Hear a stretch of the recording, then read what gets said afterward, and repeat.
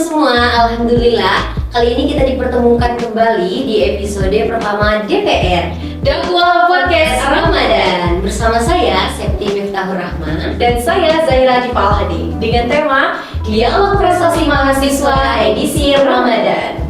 Nah, berbicara tentang mahasiswa berprestasi nih ya Kak Zahira ya, tentunya banyak nih di Jambi mahasiswa berprestasi. Nah, kali ini kita sudah ada 2 mahasiswa berprestasi dari Universitas Islam Negeri Sultan Taha Saifuddin Jambi, khususnya ini di Fakultas Dakwah. Iya. Langsung aja nih, kalau membuat teman-teman pada penasaran, kita sapa terlebih dahulu ada Bang Taufikur Rahman sebagai juara 1 Pildama PKM 3 se-Sumatera dan PTI se-Asia Tenggara. Halo Bang Taufik. Halo. Gimana nih kabarnya hari ini Bang Taufik? Alhamdulillah sehat. Sehat ya, walaupun dalam keadaan puasa tetap sehat dan bersemangat ya.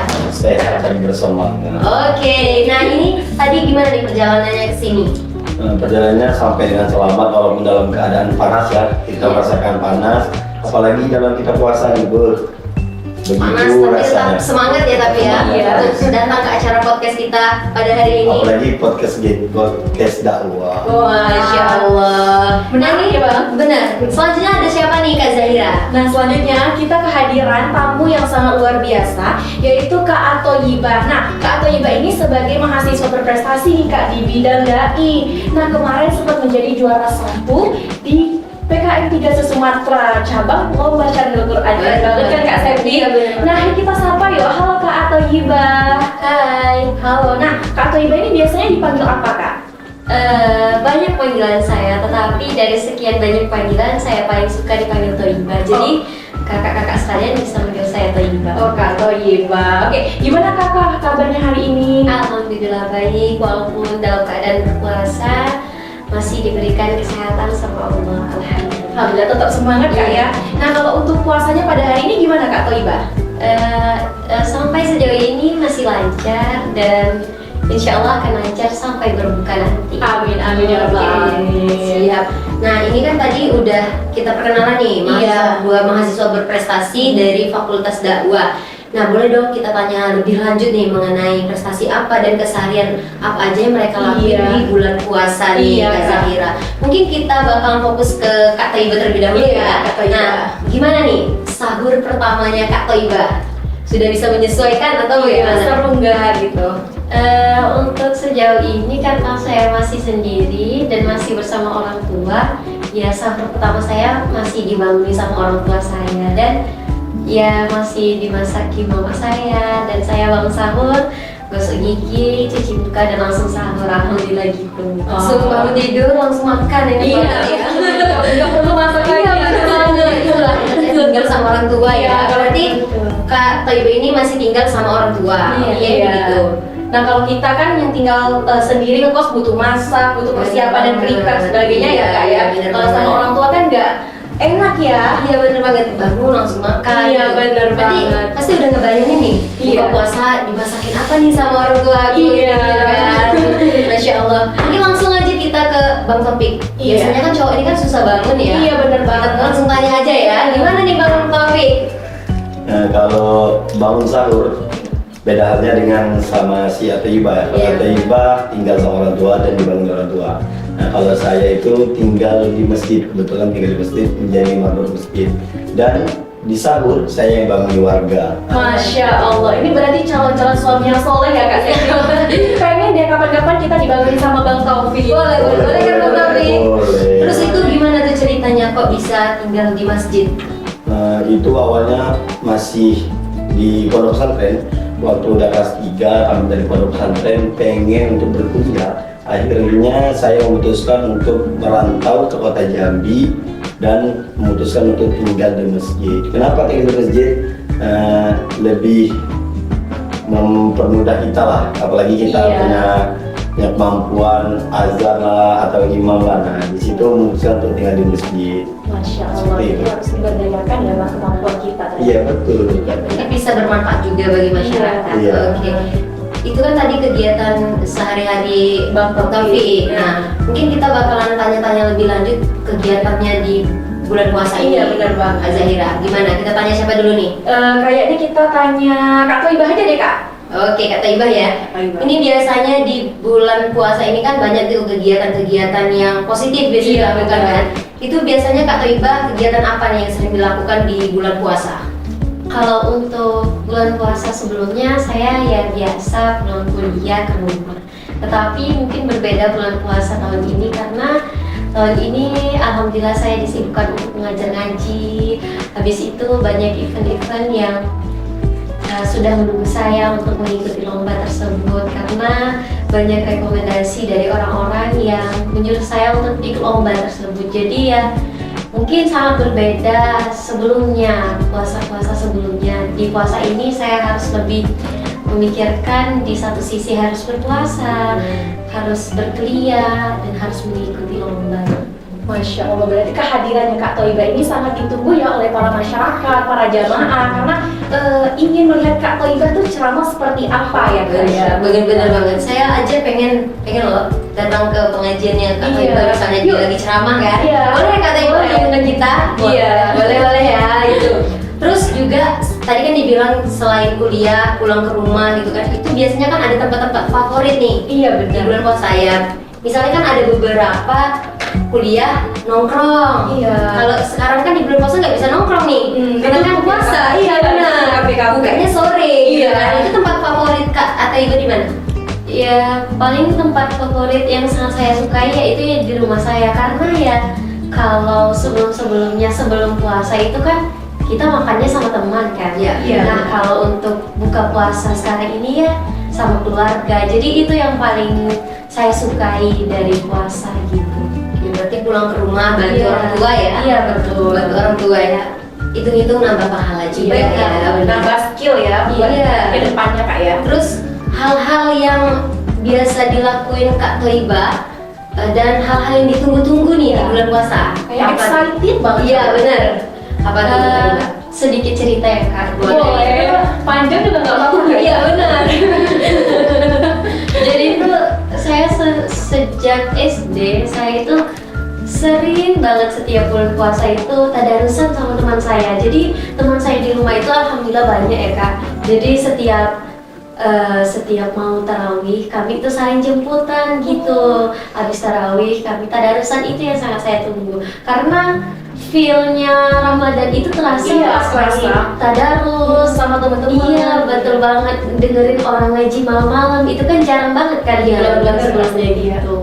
Oke, berarti itu pembagian waktunya juga nggak kerasa capek ya karena Iya. dibarengi sama teman-teman dan Iya. mencari pahala juga ya. Lebih besar pahalanya Iya, itu benar Kak banget, Zahira. Oke, banyak banget hal positif ya yang dilakuin Kak Toiba selama bulan puasa ini. Nah, kita beralih ke Bang Taufik. Iya. Apakah ada perbedaan atau gimana? Iya. Mungkin dari Bang Taufik, apa nih kegiatan yang dilakukan pada saat bulan puasa? Kalau kegiatan yang dilakukan saat bulan puasa, ya sama halnya seperti kita semua kan. Iya. Kita bulan puasa berkuliah. Iya. Kemudian setelah kuliah kan kita pulangnya jam 2, jam 1, jam 3. Nah, setelah pulang kuliah, saya itu disibukkan dengan mengajar ngaji. Masya Di sore hari itu mengajar ngaji. Setelah mengajar ngaji, kemudian kan saya kan tadi tinggal di masjid. Iya. Otomatis maghribnya itu harus Azan. siap di masjid. Iya. Dan ada di masjid lah pokoknya maghribnya. Masya Allah. Jadi habis maghrib sholat maghrib, habis itu buka, habis itu isya sholat lagi isya, habis itu lagi tadarusan lagi, sampai begitulah seterusnya sampai Ramadan.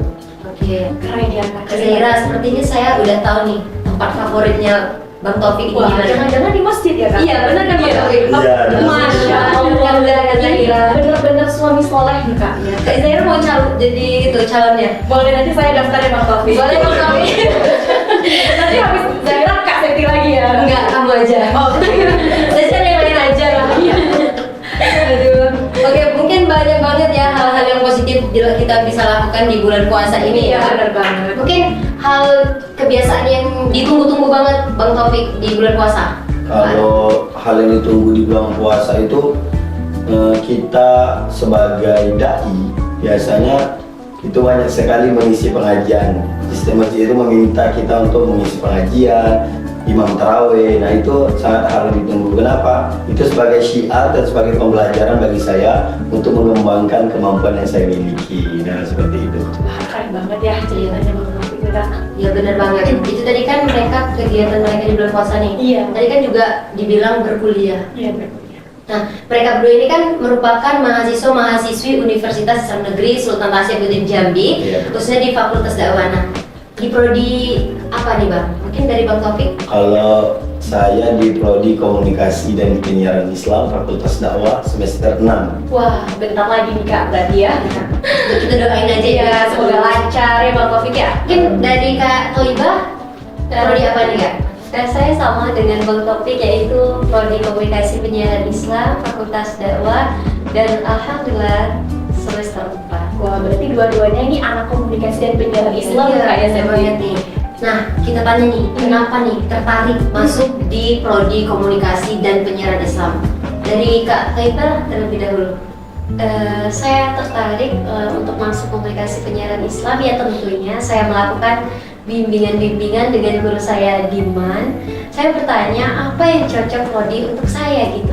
Jadi guru itu berbicara kepada saya apa yang paling disukai. Ya, yang saya sukai itu adalah berbicara depan orang. Karena ketika saya berbicara di depan orang, saya dianggap bahwa omongan saya itu akan didengar gitu. Jadi ya salah satu motivasi saya itu juga menjadi alasan mengapa saya memiliki untuk memutuskan mengambil komunikasi penyiaran Islam. Oke, jadi begitu ya cerita Kak Toibah tertarik dengan Iya. Prodi Komunikasi dan Penyiaran Islam. Nah, bagaimana dengan Bang Taufik? Kalau saya sih itu pengen sendiri. Saya mencari tahu apa itu komunikasi. Kan di dakwah kan ada 4 jurusan. Iya. Jurnalistik, manajemen dakwah, bimbingan penyiaran Islam, dan komunikasi penyiaran Islam. Nah, saya cari tahu dulu apa 4 ini, apa kelebihan dan cocoknya saya di mana. Iya. Akhirnya saya memutuskan untuk di komunikasi dan penyiaran Islam. Sebelumnya banyak orang-orang yang mengusulkan untuk saya masuk di hukum lah, di PAI lah, tapi saya memutuskan untuk tetap masuk komunikasi dan penyiaran Islam. Nah, seperti itu. Ya, untuk melatih public speaking ya. Iya, Bang? benar sekali. Iya. Nah, jadi untuk teman-teman semua nih di Fakultas Dakwah tadi kan udah dijelasin juga sama Bang Taufik, Iya. bukan hanya satu prodi, Iya. komunikasi dan penyiaran Islam. Ada banyak juga prodi lainnya. Nah, prodi apa aja Kak? Nah, yang pertama tadi kan ada komunikasi dan penyiaran Islam. Yang kedua itu ada manajemen dakwah, Iya. dan yang ketiga itu ada bimbingan penyuluhan Islam, dan yang terakhir itu ada jurnalistik Islam. Iya, Nah, benar. jadi buat teman-teman yang bingung mau cari prodi-prodi apa, masuk aja di Fakultas Nah, kalau Dakwah. masih bingung, bisa cek di Instagram Fakultas Dakwah UIN Jambi ya teman-teman, jangan lupa. Nah, di awal tadi kan sudah dibahas nih mengenai prestasi-prestasi. Di depan kita nih Kak Zaira udah banyak banget nih terlihat piala-piala. ya. Nah, ya kan Penasaran kan penonton piala-piala apa sih? Nah, yang boleh digelar langsung ini? kita tanyain kepada mungkin dari tadi kita ke Kak Toibah, mungkin dari Bang Taufik terlebih Iya, dahulu ya untuk iya. menceritakan pengalaman-pengalaman lomba dan prestasi-prestasi yang pernah diraihnya. Nah, boleh nih diceritain Bang, gimana awal mulanya menyukai bidang dai? Oke, awal mulanya saya menyukai di bidang dai itu berawal dari saya masuk pondok pesantren. Dulunya di SD saya tidak tahu apa itu bidang dai, apa itu kayak mana ceramah dan lain sebagainya. Kemudian masuk di pesantren itu ada kegiatan yang namanya muhadoroh. Oh, muhadoroh ya. Nah, muhadoroh itu melatih kayak gimana kita bisa ceramah. Itu 3 bahasa loh. Wow. Bahasa Indonesia, bahasa Arab, bahasa Inggris itu di pesantren itu dilatih. Nah, setelah saya ikut terus muhadoroh dan saya merasa bahwa oh saya bisa loh di bidang ini. Kayaknya saya hobi lah di bidang ini. Akhirnya saya memutuskan untuk melatih itu. Kami di pondok pesantren itu ada pelatihan kayak syarhil Quran, itu ada pelatihannya, pelatihan dai itu ada pelatihannya. Jadi saya ikut pelatihan dan pimpinan pesantren memutuskan untuk saya ikut lomba di pondok pesantren. Nah, ikut lomba di pondok pesantren, alhamdulillah itu juara di provinsi. Wah, Langsung di provinsi gitu ya? Juara di provinsi dan ikut mewakili pondok pesantren ke nasional. Wah, Itu berarti masih di pondok pesantren. Masih di pondok pesantren Iya. itu udah ikut sampai ke nasional. Oke. Tapi sebelumnya itu Bang Taufik ini udah ada background atau orang tuanya juga penceramah atau gimana? Saya tidak ada background keluarga yang bisa ceramah atau bisa dai. Terutama bapak saya itu cuma seorang petani ya. Kemudian ibu saya ya di rumah saja. Jadi tidak ada yang bisa ceramah. Bahkan ibu saya itu sekolahnya ya tau lah orang-orang dahulu kan sekolahnya seperti apa. Nah, cuman saya yang memutuskan untuk bisa menjadi seorang dai. Dan alhamdulillahnya lagi ada adik saya, adik kandung saya, cewek namanya Naura. Dia mengikuti jejak saya. Alhamdulillah dia sudah menjadi juara 1 dai cilik seprovinsi Jambi. Wah, masya Allah keren banget. Itu adiknya umur berapa tuh, Bang? Sekarang kelas 4 SD. Wah, SD SD sudah mencetak Iya. prestasi yang sungguh luar biasa Iya, ya Kak. banget. Ini karena juga dari abangnya berprestasi akhirnya menular ke adiknya. Iya, benar nih. Itu terus kita bakal tanyain proses belajarnya ya. Iya. Itu gimana? Apakah ada menyewa pelatih khusus atau cuma belajar otodidak atau gimana? Kalau untuk belajarnya itu kalau muhadharah kemarin di pondok itu belajar sendiri. Apalagi setelah keluar dari pondok pesantren kan banyak event-event tertentu nih, event lomba apalagi di kampus. Itu latihannya sendiri. Latihannya sendiri. Setelah latihan sendiri itu nanti baru dibimbing sama pembina di kampus. Kan di kampus kita kan misalnya kita lomba di kampus nih, itu ada pembinanya. Nah, setelah kita latihan baru dibina sama seorang pembina tadi. Nah, seperti itulah. Kayaknya latihan sendiri lah. Ada sendiri loh. Iya, ada sendiri tapi keren ya Kak. Dia bisa menjuara sampai ke nasional. Alhamdulillah. Ini langsung ke Kak Toyibah aja ya. Gimana nih Kak Toyibah, boleh dong diceritain? Mungkin ada perbedaan sedikit Iya. ceritanya kan, karena beda orang itu beda pengalaman Bener gitu banget, kan. Kak. Boleh dong diceritain Kak Toyibah gimana awal mulanya menjadi seorang Dai. dai? Jadi awal mulanya saya ikut lomba dai itu adalah ketika saya duduk di bangku kelas 5 SD.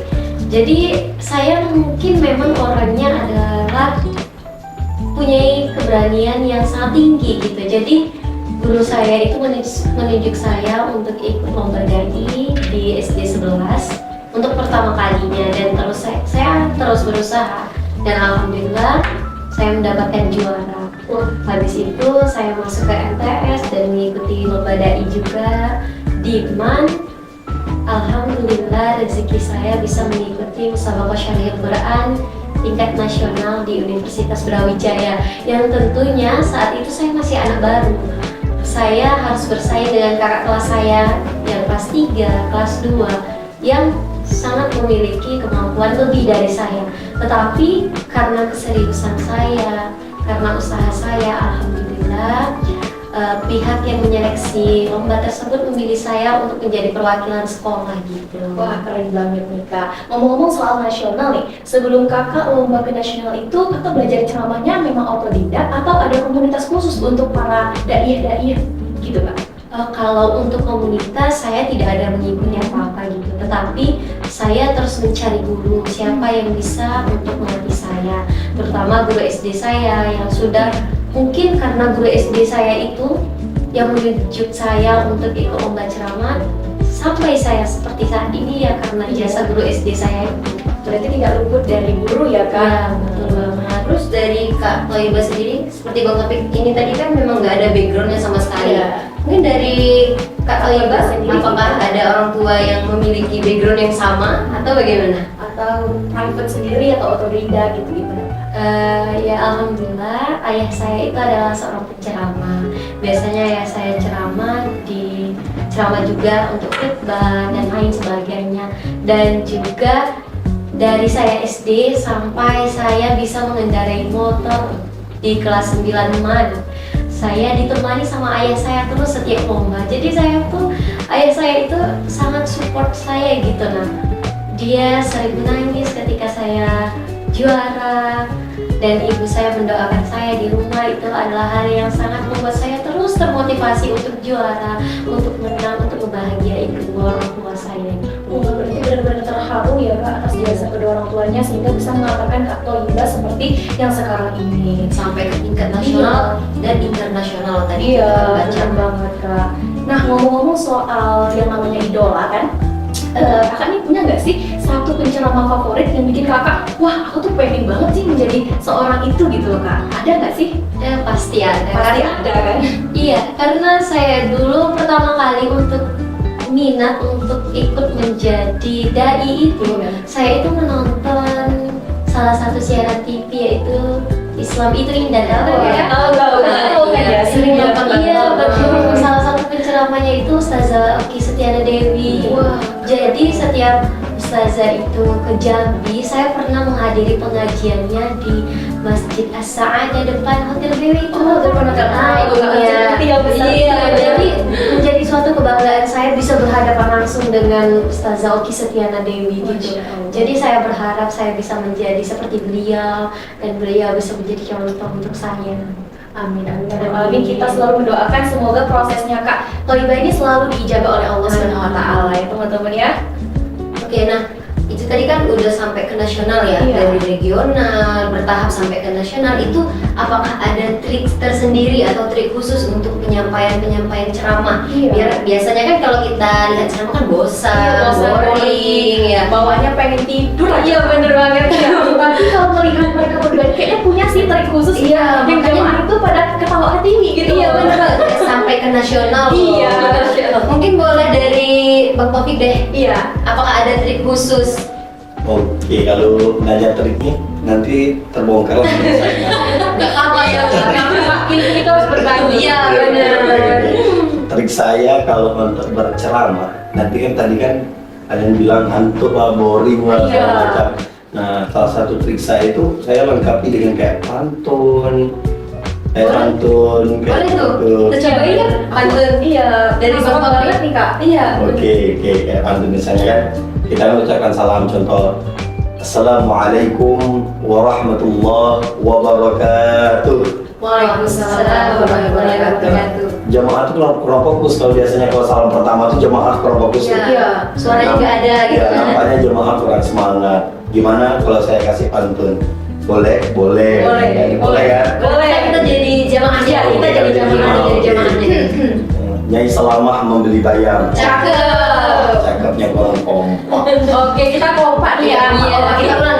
Nyai Salamah membeli bayam. Cakep. Belinya bawa keranjang. Cakep. Jika kalian tidak jawab salam, saya doakan bulu hidung yang makin panjang. Wassalamualaikum warahmatullahi wabarakatuh. Saya takut Kak, bulu hidung saya nanti panjang. Iya, nanti keluar podcast hidung kita enggak lucu ya. Mungkin seperti itu trik-trik saya untuk biar jamaah tidak bosan dan segala macam. Berarti diselipkan dengan pantun, Iya. lucu gitu ya Bang ya. Betul sekali. Mungkin dari Kak Kak Thoibah Thoibah sendiri nih. gimana? Ada atau sama menggunakan pantun atau gimana? Mungkin saya ada juga menggunakan pantun, tetapi saya ada juga tambahan nih Kak. Saya menggunakan sholawat karena kan kalau kita bersolawat, jamaah juga bersolawat kan Iya, Kak? iya benar. betul. Boleh kita minta sedikit Iya. salawat dari Kak Thoibah ya? Iya, penasaran banget. Saya udah penasaran mau dengar suaranya gitu. Iya. Boleh Kak? Iya, saya sholawat. Nanti kita sholawat bareng-bareng Boleh, ya. boleh, boleh. Ikutin ya Kak Zahira ya. Iya, Kak, walaupun suaraku seperti ini Kak. Enggak apa-apa. Ayo Kak. Salatullah, salamullah. Nah gitu Kak, sholawat yang saya Masya Allah. gunakan. Jadi lanjutin sama jamaah-jamaahnya Iya, ya, hanya betul. bukan sholawatan bareng-bareng gitu ya. Pembukaannya aja udah merdu ya Kak. Gimana kalau sampai habis Kak ya? Iya bener banget. Nah mungkin tadi itu kan ceramah tuh. Apakah ada teknik vokal khusus nih? Kalau seperti nyanyi kan memang ada teknik vokalnya, mungkin Iya. suara perut dan lain Suara. sebagainya. Nah di dai gimana?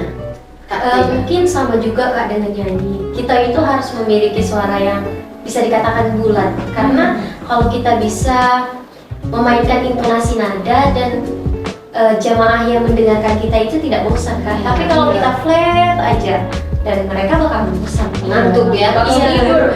Iya. Mungkin Mbak Taufik Kalau Gimana? kalau saya sih kalau untuk vokal itu perlu karena kita ada sisi penegasan, sisi sedih. Nah kita harus mengetahui vokal sedih gimana, vokal tegas gimana. Nah tapi kan kalau kita ceramah di depan jamaah atau ceramah Maulid Nabi itu kita harus lihat juga jangan terlalu tegas nanti dikirain marah-marah. Iya. Nah, masa ceramahnya marah-marah gitu kan nanti berarti ceramahnya santai. Iya. Nanti suaranya tidak terlalu vokal, tidak terlalu tegas. Ada saatnya kita tegas dan ada saatnya kita biasa-biasa saja. ya, itu bagaimana misalnya di dalam perlombaan itu kan pasti ada berbeda-beda tuh penilaian tuh. Nah, itu bagaimana?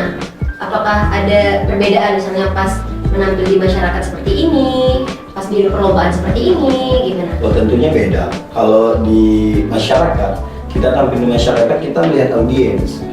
Audiensnya siapa? Anak-anak atau orang tua? Atau anak-anak seorang tua?